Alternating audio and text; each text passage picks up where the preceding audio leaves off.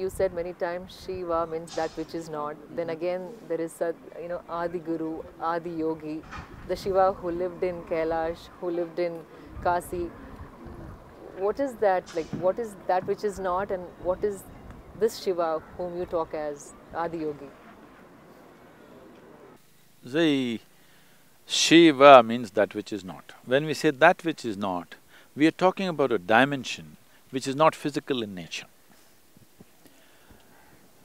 Because our perception, our sense perception is such that we can only perceive that which is physical.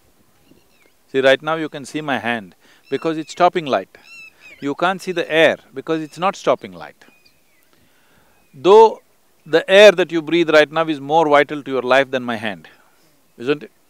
But you can see this, you can't see that. In other words, our senses are geared to see only what is required for our survival process. Anything more than that if you want to see, you need a certain enhancement of perception. So entire yogic system is enhancement of this perception. Yoga is not a philosophy, it is not an ideology, it's not something that you believe in or disbelieve in. It is something that you use to enhance your perception, to sharpen your perception in such a way you can see things that you're not seeing right now. You can hear things that you're not hearing right now. See, right now, the meteorological department is saying, day after tomorrow it's going to rain. You look and see, does your eyes say that? Not at all. No, it doesn't. But I'm telling you, there are many birds and animals here which all know that day after tomorrow it's going to rain. Ants know it's going to rain day after tomorrow, but you don't know. Why? They are probably experiencing something different.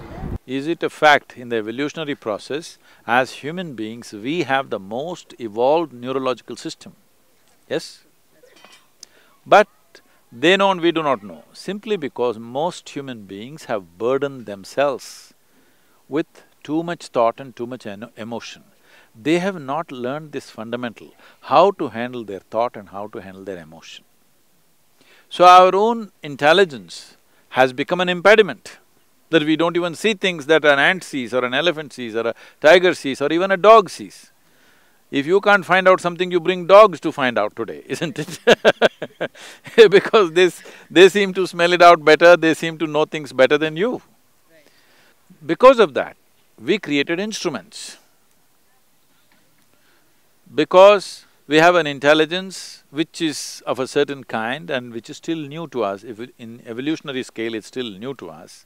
Because of this, we came up with tools, mechanisms, instruments. So we can't see up there what is there, so we put a telescope. Now, meteorological department is not run by the ants, it is run by human beings. They themselves cannot see, but they made instruments which will see. Yes? The ants may be able to see by themselves for their survival. We are not able to see because there is too much thought and emotion going on. But now we came up with instruments which will see for us, which will hear for us, which will tell us things which we ourselves are not able to do. So in this entire process, what is visible and what is not visible? What has a physical structure and what does not have a physical structure? We started exploring all these things. But the fundamental of our science or the pursuit of our science is called as physics. Physics is the only real science, rest is all offshoots of that. So when you say physics, you have clearly stated, you only want to study that which is physical. This is a folly. This is the biggest mistake we've made. Now we are saying, only if it's physical, it can be studied and it exists. Anything that is not physical does not exist. Is it a fact that your physical body is an accumulation? Yes. Over a period of time you accumulated. So, if only this is real, you as a person, you as a life is not real. This is what we are stating. I'm saying this is where the fundamental flaw is. So, Shiva means that which is not. So, we are talking about in some way accessing that which is not physical or which is not in the purview of so-called physics or the modern science as we're talking about it. Today, modern science knows that there seems to be something beyond. So now they're saying your logic won't get you there, so they're inventing something called as fuzzy logic. But still it's not enough, because still you're trapped in your own setups, because it's physics. You are only willing to accept the physical as reality. That means your very life is not a reality. The life that you are is not a reality, only your body is reality. So we have developed an entire culture based on this. When you say Shiva, in a way, you're transcending that limitation of cultural limitations, scientific limitations, the mindset limitations that people have. Then where did he come from? If you grasped certain things and you got a certificate, you have grasped certain aspects of human body, we will tell you, oh, she's doctor. So how did you become a doctor? Because you perceived something. So now, a yogi came, he never bothered to introduce himself. So we call him the first yogi. Adiyogi means the first yogi, because he never told us his name. Then somebody said, but he is Shiva, because he's grasped that which is not. Because he has grasped that which is not, we also call him Shiva. So, right now, in the popular culture, he is Shiva, but in the spiritual culture, he is Adiyogi. Because for him, for us, he is a yogi, that's why we are interested in him. Because he experienced that which is not, we also call him Shiva.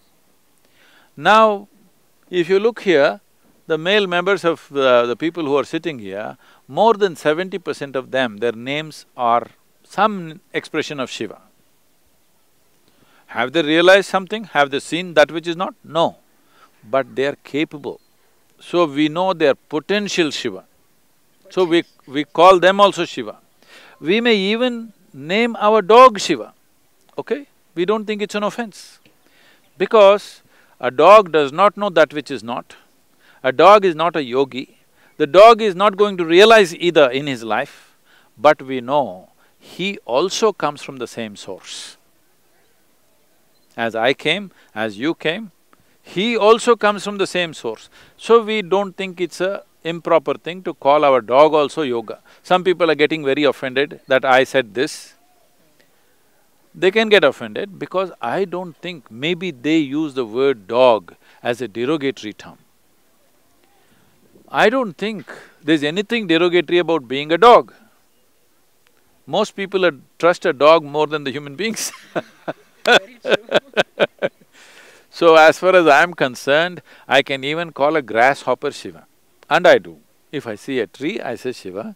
If I see a rock, I say Shiva. If I just look into the empty sky, I say Shiva. If I see moon, I say Shiva. If I see star, I say Shiva. So, are these rocks going to realize that they're Shiva? No. They may not realize, but I have realized.